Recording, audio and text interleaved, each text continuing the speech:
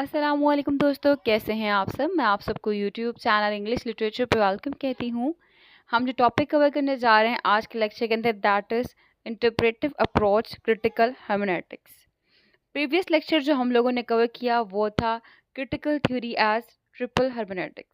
ये टॉपिक भी उससे मिलता जुलता ही टॉपिक है।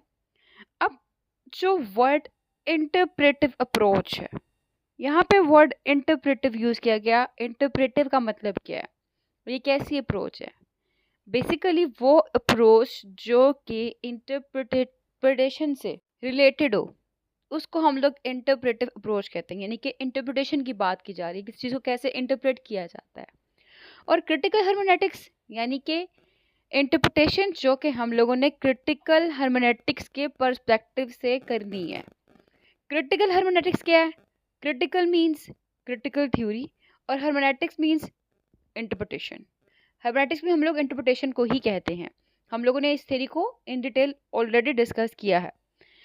तो क्रिटिकल थ्योरी और हर्मेनेटिक्स को जब मिलाकर एनालाइज किया जाए, अंडरस्टैंड किया जाए सोशल फिनोमेना को, उसको हम लोग क्रिटिकल हर्मेनेटिक्स कहते हैं। क्लियर? और क्रिटिकल हर्मेनेटिक्स का मेन मोटो क्या है, इसका मेन एम क्या है? जितने भी पावर डायनामिक्स हैं, आइडियोलॉजीज़ हैं और वो स्ट्रक्चर्स जो कि मीनिंग और इंटरप्रिटेशन को एक गिवन कॉन्टेक्स्ट में शेप आउट करते हैं, उनको अनकवर करना। और क्रिटिकल हर्मेनेटिक्स का कॉन्सेप्ट हम लोगों को हैबरमैस ने दिया है, जिसकी हम लोगों ने थ्योरी ऑफ कम्युनिकेटिव एक्शन को ऑलरेडी डिस्कस किया है। ये भी हमारी थ्योरी ऑफ कम्युनिकेटिव एक्शन से मिलती जुलती ही एक अप्रोच होगी, जहाँ पे हम लोग डायलेक्टिक प्रोसेस को पढ़ेंगे। डायलेक्टिक प्रोसेस हम लोगों ने आगे जाके पढ़ना है इसी लेक्चर के अंदर, और वो dialectic process theory of communicative action से मिलती जुलती अप्रोच है। क्लियर? तो एनी हाउ, ये जो क्रिटिकल हर्मेनेटिक्स का कॉन्सेप्ट है, ये भी हम लोगों को हैबरमैस ने ही दिया है। और ये कॉन्सेप्ट कैसा कॉन्सेप्ट है? बेसिकली ये एक फ्रेमवर्क प्रोवाइड करता है क्रिटिकल रिफ्लेक्शन के लिए और सोशल चेंज के लिए। क्लियर? तो स्क्रीन पे देखें जी, critical hermeneutics is an interpretive approach that combines critical theory and hermeneutics to analyze and understand social phenomena. It aims to uncover the underlying power dynamics, ideologies, and structures that shape meaning and interpretations within a given context. Developed primarily by German philosopher Jürgen Habermas, critical hermeneutics provides a framework for engaging in critical reflection and emancipatory social change. Clear? अब इसके बाद बात की जाए, अगर हम लोग language को देखें तो इसमें जो लैंग्वेज है ना, वो न्यूट्रल होती है। सॉरी, न्यूट्रल नहीं होती है। जो क्रिटिकल हर्मेनेटिक्स है उसमें लैंग्वेज न्यूट्रल नहीं होती, बल्कि क्रिटिकल हर्मेनेटिक्स के अकॉर्डिंग लैंग्वेज सोशल, कल्चर और हिस्टोरिकल कॉन्टेक्स्ट के ऊपर डिपेंड करती है। और लैंग्वेज जो है वो कैसे सोशल, कल्चरल और हिस्टोरिकल कॉन्टेक्स्ट लैंग्वेज को शेप आउट करते हैं, इन्फ्लुएंस करते हैं, कैसे मीनिंग जो है वो कंस्ट्रक्ट किए जाते हैं, कैसे कम्युनिकेट किए जाते हैं, ये इन फैक्टर्स के ऊपर डिपेंड करती है। यानी इन शॉर्ट हम कह सकते हैं कि क्रिटिकल हर्मेनेटिक्स जो है वो क्वेश्चंस करता है किसके बारे में? लैंग्वेज, नॉलेज और पावर के रिलेशनशिप के बारे में।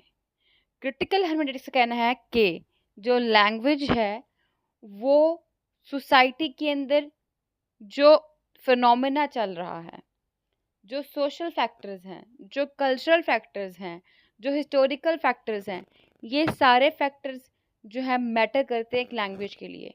और इन्हीं फैक्टर्स को देखते हुए जो लैंग्वेज है उसके मीनिंग्स को कंस्ट्रक्ट किया जाता है और कम्युनिकेट किया जाता है। इसके साथ साथ ये भी कहते हैं कि जो इंटरप्रिटेशंस हैं वो फिक्स नहीं हैं, वो ऑब्जेक्टिव भी नहीं हैं, बल्कि इंटरप्रिटेशंस जो हैं वो वैरी करती हैं, फ्लक्चुएट होती हैं। इनके ऊपर सोशल पोजीशंस का और जो इंडिविजुअल्स हैं उनके इंटरेस्ट का और जो ग्रुप के फॉर्म में लोग हैं उनका बहुत ज़्यादा इम्पैक्ट होता है, बहुत ज़्यादा इन्फ्लुएंस होता है।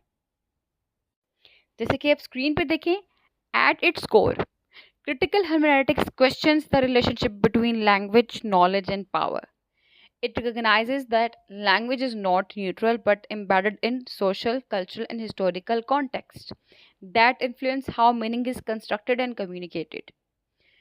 It emphasizes that interpretations are not fixed or objective but are influenced by the social positions and interests of individuals and groups involved in the interpretive process. ठीक है, यानी कि ऑब्जेक्टिव नहीं है, फिक्स नहीं है, वेरी होते हैं, चेंज होते रहते हैं। और चेंज कैसे होते हैं, इंडिविजुअल के ऊपर डिपेंड करता है, उनकी इंटरप्रिटेशन पे डिपेंड करता है, ग्रुप्स की इंटरप्रिटेशन पे डिपेंड करता है, और सोशल पोजीशंस के ऊपर डिपेंड करता है। ये तो होगी जी इंटरप्रिटेशन कैसी होती है और रोल ऑफ लैंग्वेज क्या है।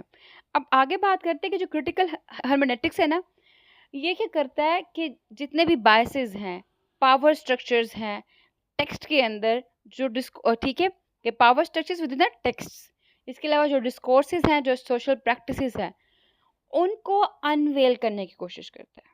ठीक है, critical hermeneutics seeks to unveil the hidden assumptions, biases and power structures within text, discourses and social practices.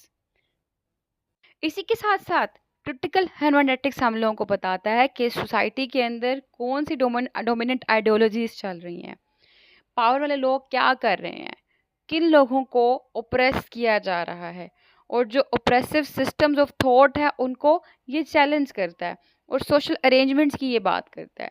और इसके साथ ही साथ जब ये सब के सब इवल्स को हाईलाइट करता है, यानी कि जो पावर में लोग हैं उन्हीं का नाम है, जो लोग पावर में नहीं हैं उनको ओप्रेस किया जा रहा है, सब्जुगेट किया जा रहा है, ये सारा कुछ हाईलाइट करने के बाद हर्मेनेटिक्स जो है like critical theory social justice जो है उसको प्रमोट करना चाहता है और उसी को प्रमोट करने की कोशिश करता है।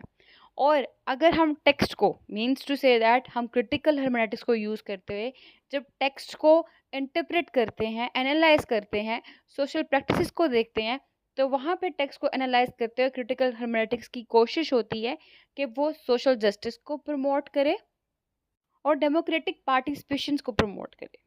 क्लियर? अब स्क्रीन पे देखें जी। It aims to expose dominant ideologies and challenge oppressive systems of thought and social arrangements.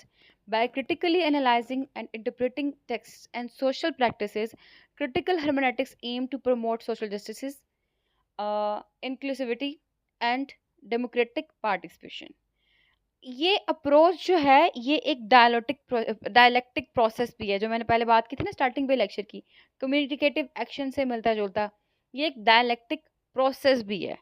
इसमें डायलेक्टिक प्रोसेस इन्वॉल्व होता है जहाँ पे जो इंटरप्रेटर होता है वो एक टेक्स्ट और सोशल फिनोमेना के अंदर रहते हुए क्रिटिकल डायलॉग को एग्जामिनेशन करने की कोशिश करता है। जब वो टेक्स्ट को या सोशल फिनोमेना को क्रिटिकली एग्जामिनेट कर रहा होता है तो उसमें इंटरप्रेटर जो है वो अपने बैकग्राउंड नॉलेज को, अपने एक्सपीरियंसेस को, अपने पर्सपेक्टिव्स को भी लेके आता है, अपने पर्सपेक्टिव्स ऐसे पर्सपेक्टिव्स जो कि उसकी इंटरप्रिटेशन के अंदर इन्वॉल्व होते हैं उनको लेके आता है, लेकिन साथ ही साथ वो प्रोसेस जो ट्रांसफॉर्मेशन आने वाली होती है उनको लेकर भी एक्टिव रहता है। अब जब वो डायलॉग्स को एनालाइज कर रहा होता है तो उन डायलॉग को एनालाइज करते हुए इंटरप्रेट की कोशिश ये होती है कि वो वहाँ से जो वो टेक्स्ट पढ़ रहा है, जो सोशल कॉन्टेक्स्ट को वो देख रहा है, वहाँ से इम्प्लिसिट मीनिंग्स को, कॉन्ट्रडिक्शंस को और पावर रिलेशंस को फाइंड आउट करने की कोशिश करे, उनके ऊपर बात करने की कोशिश करे।